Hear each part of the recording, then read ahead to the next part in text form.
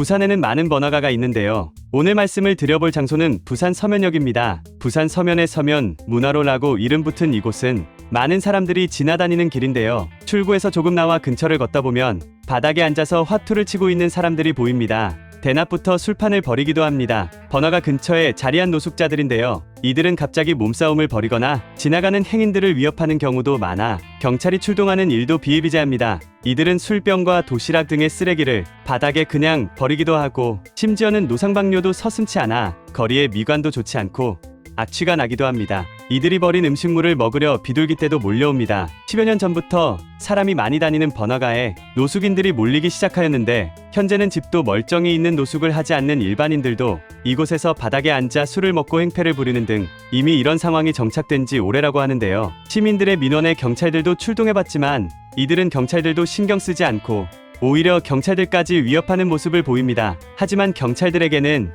이들을 강제로 통제할 수 있는 방법이 없습니다. 결국 낮에 술판을 버리던 쓰레기들을 그대로 두고 밤이 되자 길 한복판에 드러눕기도 합니다. 길을 지나다니는 시민들도 이젠 익숙한지 누워있는 사람을 신경 쓰지 않고 지나갑니다. 시민들과 상인들이 이들을 신경 쓰지 않으려 하는 이유는 이들을 자극했다가 피해를 입은 사례를 많이 경험했기 때문입니다. 과거에 이들에게 도움을 주기 위해 말을 거는 행인들도 있었지만 오히려 위협을 당하는 경우가 많았는데요. 술병을 던지거나 시비를 거는 등 도움을 주려고 말을 거는 사람들에게도 험악한 행위들을 한 사례들이 있었기 때문에 시민들과 상인들은 이들과 최대한 엮이지 않으려 하고 피해 다니는 실정입니다. 서면에서 가게를 운영하고 있는 한 상인은 경찰과 구청에 신고를 많이 해봤지만 해결되는 부분이 없었다며 답답함을 토로했습니다. 결국 이 사실을 알고 있는 주민들은 이 거리를 피해가게 되고 관광객들 또한 피해를 입고 있는 상황이라 이에 대한 피해는 가게를 운영하는 주변 상인들이 고스란히 받고 있습니다. 경찰과 지자체의 합동 단속이 있긴 했었지만 2021년 이후에는 진행한 적이 없습니다. 노숙자들의 모일 곳을 막기 위해 서면역 근처의 벤치들을 제거하기도 했지만 시민들만 불편해할 뿐 노숙자들은 전혀 줄어들지 않았습니다. 물론 경찰의 입장에서도 이런 상황을 해결하려 노력한다지만 이런 주취, 소란 등을 단속할 수 있는 권한이 없다고 하여 취할 수 있는 조치가 없는 실정입니다. 현재까지 10여 년간 이어져온 이러한 상황에 서면을 찾는 시민들과 상인들의 피해는 계속해서 커져만 가고 있는 상황인데요. 이는 일자리를 잃고 무기력해진 어르신들이 시간을 때우기 위해 길거리에 모인 것이 과격한 분위기를 띠게 된 것으로 보입니다. 오랜 기간 있던 이 도심 속 무법지대를 없애지 못하면 부산을 대표하는 번화가인 서면, 문화로는 그저 피하고 싶은 장소로만 기억될지도 모르겠습니다. 여기서 잠깐 제가 기분 전환을 위해서 시청자분들에게 깜짝 선물 드리고 있죠. 제가 항상 여러분들께 말씀을 드립니다. 여러분들께서 평소에 뉴스만 챙겨보셔도 우리는 돈을 벌 수가 있다,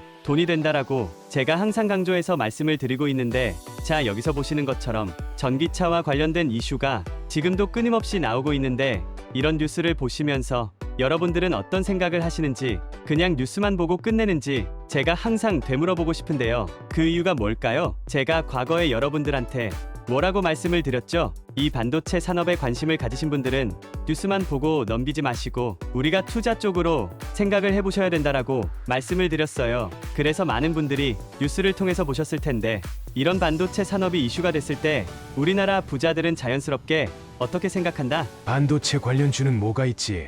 이렇게 자동적으로 생각한다 라고 말씀을 드렸습니다. 그 이유가 뭐냐? 부자들이 봤을 때 이런 사회적 이슈는 곧 돈으로 직결이 되고 돈이 몰리기 때문에 부자들이 항상 이런 식으로 사회적 이슈 뉴스를 그냥 흘려듣지 않고 이렇게 챙겨본다, 생각을 전환한다라고 제가 늘 말씀을 드리고 있습니다.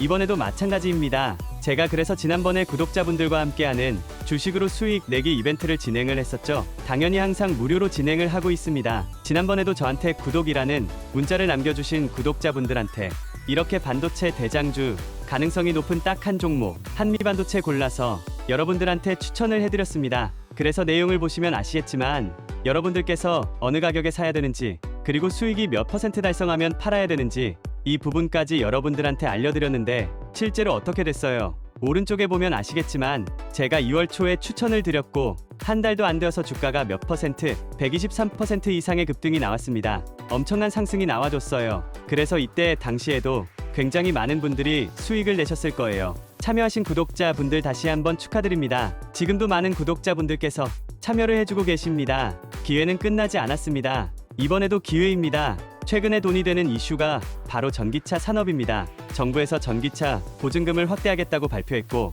2030년까지 전기차를 420만 대 보급하겠다고 했는데요. 그래서 정부는 충전기 인프라 구축에도 속도를 내고 있습니다. 현재 전기차에 대해 안 좋은 인식을 가지신 분도 있으시겠지만 세계적으로도 환경 문제나 한정된 자원을 활용하는 문제에 있어 전기차와 같은 산업은 필수 불가결한 상황입니다. 결국 전기차 기술이 발전하고 판매량이 늘어나며 자연스럽게 전기차 관련 사업들이 늘어날 수밖에 없고, 이런 기업들 중에서 매출을 잘 내고 수혜를 받는 기업이 있을 수밖에 없겠죠. 당연히 우리가 이런 방향으로 생각을 연결해야 된다는 겁니다. 그래서 이번에도 여러분들께서 동일하게 위에 보여드리는 번호로 구독 2글자 문자 남겨주시면 제가 전기차 관련 기업, 그 중에서도 위 분야에서 크게 지원받고 있고 매출도 가장 잘 나오고 대장주 역할을 하면서 주가가 크게 뛰어오를 한 종목을 여러분들에게 알려드리도록 하겠습니다. 이걸로 여러분들이 주식으로 수익 내는 연습을 해보실 수 있는 거예요. 혹시라도 내가 주식을 하지 않는다 라고 하시는 분들은 주변에 주식하시는 분들에게 추천을 해주셔도 괜찮겠죠. 그리고 만약 연세가 좀 있으신 분들께서